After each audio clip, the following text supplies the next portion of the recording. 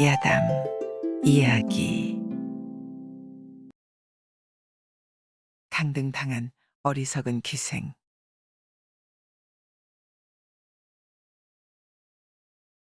영성군 박문수가 젊었을 때였습니다. 외숙을 따라 임소인 진주에 내려갔다가 한 기생을 보고 홀딱 반해 함께 살다가 같은 날 죽기로 맹세까지 했습니다. 문수가 하루는 서재에 있는데 아주 못생긴 여종이 물을 길어서 지나갔습니다. 여러 사람이 그녀를 손가락질하고 비웃으면서 말했습니다. 저 여자는 30이 다 되었는데도 얼굴이 저리 생겨 아직 음양의 이치도 모른다네. 저 여자를 가까이 해준다면 가히 적선하는 것과 같다고 할 만하며 반드시 신명의 도움을 얻을 걸세. 문수는 그 말을 듣고 그날 밤 그 여종이 또 지나가자 불러들여 잠자리 시중을 들게 했습니다. 그녀는 매우 좋아하며 나갔습니다. 서울로 돌아온 문수는 급제하고 10년 사이에 암행어사가 되어 진주로 내려왔습니다. 그는 좋아하던 기생의 집을 찾아갔습니다. 문 밖에 서서 밥을 구걸하니 안에서 늙은 할미가 나와 한참을 바라보더니 말했습니다. 괴상하네, 괴상해. 문수가 물었습니다. 왜 그러는가? 할멈. 그대 얼굴이 전전 사또 시절 박서방님을 아주 많이 닮아서 이상하게 여겼어. 문수가 말했습니다. 내가 바로 그 사람일세. 할미가 깜짝 놀라며 말했습니다. 이게 어찌 된 일입니까? 서방님이 이렇게 거지가 되어 오시다니요. 어서 들어오셔서 잠시 머물며 밥이나 드시고 가셔요. 문수가 방으로 들어가 좌정하고 물었습니다. 자네 딸은 어디 있는가? 본부의 수청 기생으로 오랫동안 당번을 맡게 된지라 나올 수가 없답니다. 어미가 파야흐로 불을 피워 밥을 짓고 있었습니다. 홀연 신 끄는 소리가 들리더니 기생이 부엌 옆에 나타났습니다. 어미가 말했습니다. 아무 곧 박서방이 왔다. 그녀가 물었습니다. 언제 오셨고 무슨 연고로 오셨다 합디까? 그 꼴이 불쌍하다. 해진 갓에 다 떨어진 옷을 입었으니 완전 거짓꼴이다. 곡절을 물어보니 외가인 전전 사또 댁에서 쫓겨나 이리저리 굴러다니며 빌어먹다가 오늘 진주에 이르렀단다. 여기가 옛날에 오래 머물던 곳이고 아전과 종들과 안면이 있는지라 돈량이나 얻어갈 요량이란다. 그녀가 얼굴빛을 바꾸며 말했습니다. 그따위 얘기를 저한테 뭐하러 해요? 어미가 말했습니다. 널 보려고 왔다 하니 한 번이라도 들어가 보는 게 좋지 않겠느냐. 그녀가 말했습니다. 본들 무슨 이익이 있겠소. 난 그런 사람 만나고 싶지 않아요. 내일 병사 사또님 생신이라 수령들이 다 모인대요. 촉성로에서 풍류를 베푼다는데 가명본부에서 기생들의 옷에 관해 아주 엄하게 당부했어. 제 옷상자 속에 새로 지은 옷이 있을 테니 어머니가 내주세요. 어미가 말했습니다. 그걸 내가 어떻게 찾겠느냐? 내가 들어가서 가져가려무나. 그녀는 어쩔 수 없이 문을 열고 들어갔습니다. 환한 얼굴로 문수에게는 눈길도 주지 않았습니다. 곧장 벽장으로 가서 상자를 열고 옷을 꺼내서는 돌아보지도 않고 나왔습니다. 문수가 어미를 불러 말했습니다. 주인이 이처럼 냉담하게 대하니 내 오래 머물 수가 없구먼. 지금 떠나겠네. 어미가 만류하며 말했습니다. 기생년이 나이 어려 일을 헤아리지 못하는 걸 어찌 나무라십니까? 밥이 다 되었습니다. 조금만 더 계시다가 드시고 가세요. 문수가 말했습니다. 먹고 싶지 않네. 그러고는 문을 나섰습니다.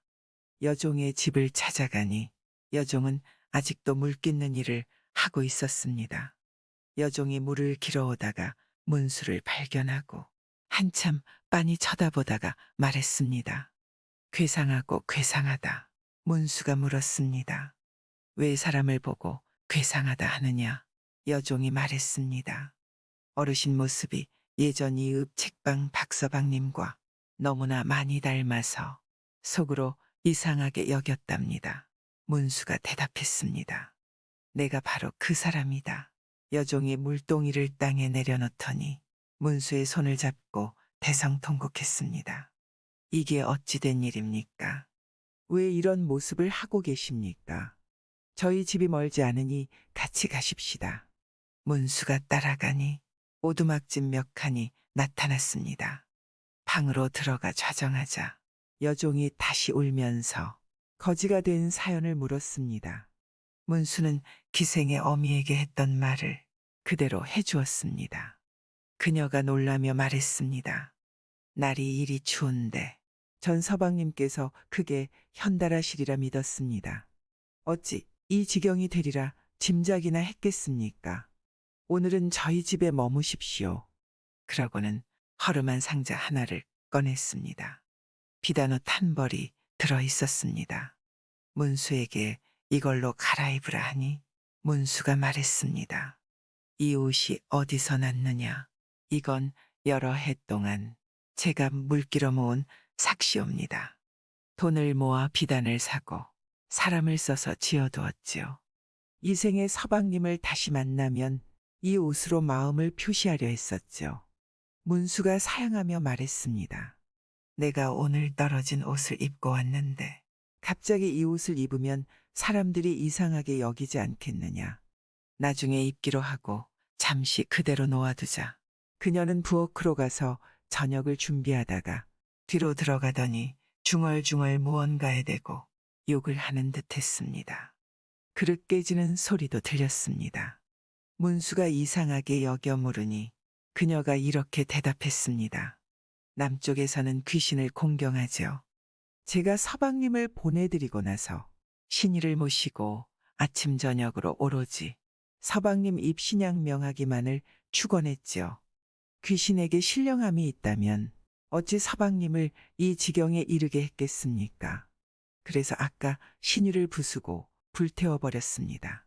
문수는 웃음을 참으면서도 그 정성에 감동했습니다. 이윽고 그녀가 저녁밥을 들여오자 바로 다 먹고 잤습니다. 다음 날 날이 밝자 밥을 재촉하며 말했습니다. 갈 데가 있다. 문을 나서서 곧바로 촉성루로 가 누각 아래에 잠복했습니다. 해가 떴습니다.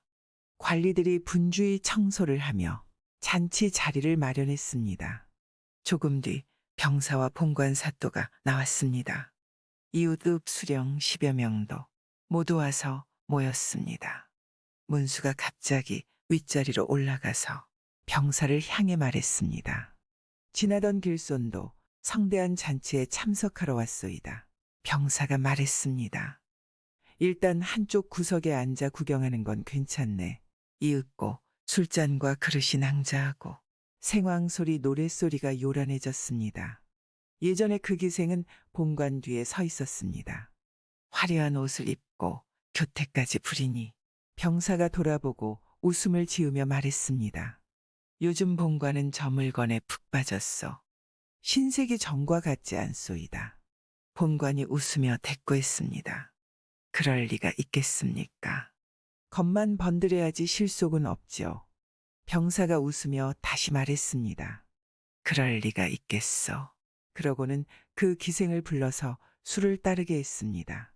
기생은 술을 따르며 차차 앞으로 나왔습니다. 문수도 술을 청하며 말했습니다. 이 길손도 술을 잘 마십니다. 한 잔 청합니다. 병사가 말했습니다. 한 잔 따라주거라. 기생은 술을 따라 지인에게 주며 말했습니다. 저 길손에게 주세요. 문수가 웃으며 말했습니다. 이 길손도 남자라오. 기생이 따라주는 술잔으로 마시고 싶다오. 병사와 본관이 얼굴빛을 바꾸며 말했습니다. 마시는 건 좋다만 어찌 기생의 손까지 원한단 말이오. 문수는 그냥 술을 받아 마셨습니다. 음식이 나왔습니다. 다른 사람들 앞에는 모두 큰 상이 놓였는데 문수 앞에는 그릇 몇 개만 놓였을 뿐이었습니다. 문수가 또 물었습니다. 같은 양반인데 어찌 음식에 차별을 두시오. 본관이 화내며 말했습니다. 어른들 모임에서 어찌 이리도 성가시게 구는고. 주는 음식이나 먹고 속히 떠날 일이지 무슨 말이 그리 많은가. 문수 역시 화를 내며 말했습니다. 내가 어른이 아니란 말이오. 나에게도 처가 있고 자식이 있다오. 내가 아이란 말이오. 본관이 노여워하며 말했습니다. 이 거지가 망발하는구나. 당장 쫓아내라. 관노에게 명해 그를 쫓아내게 했습니다. 누각 아래에 대령하고 있던 관노들이 소리 질렀습니다. 빨리 내려오시오. 문수가 말했습니다. 내가 왜 내려가느냐? 본관이 내려가는 게 옳다. 본관은 더욱 화가 치밀어 올랐다. 이놈이 미친놈이구나. 관노들은 어째서 이놈을 속히 끌어내지 않느냐. 그의 호령이 주상 같으니 구시라치들이 문수의 소매를 끌고 등을 떼밀었습니다. 문수가 소리 높여 말했습니다. 나오너라. 말이 끝나기도 전에 문 밖에서 역졸들이 크게 외쳤습니다. 암행어사 출두요. 병사와 그 이하 사람들이 사색이 되어 황급히 다 내려갔습니다. 문수가 높은 자리에서 웃으며 말했습니다. 진작 그럴 것이지. 그러고는 병사의 자리에 앉았습니다. 병사 이하 가급 수령들은 모두 사무관대를 갖추고 백기를 청해 일일이 박문수를 아련했습니다. 예가 끝난 후 문수는 그 기생을 잡아오게 하고 기생의 어미도 불렀습니다. 기생에게 물었습니다.